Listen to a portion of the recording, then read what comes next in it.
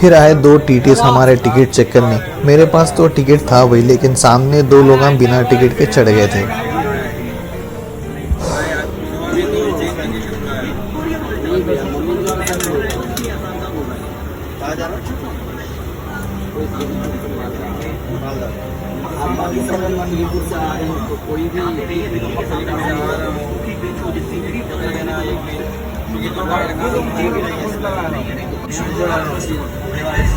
उन दोनों का डायरेक्ट टिकट अगर वो लोग लेते तो 700 रुपये में हो जाता था, लेकिन अभी वो लोग डायरेक्ट नहीं लिए तो 1400 रुपये का इन लोगों को चालान पड़ा।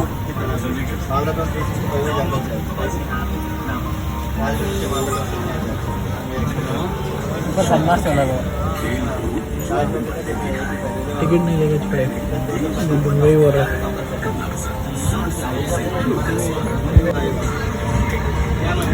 फाइन कितना लगता है?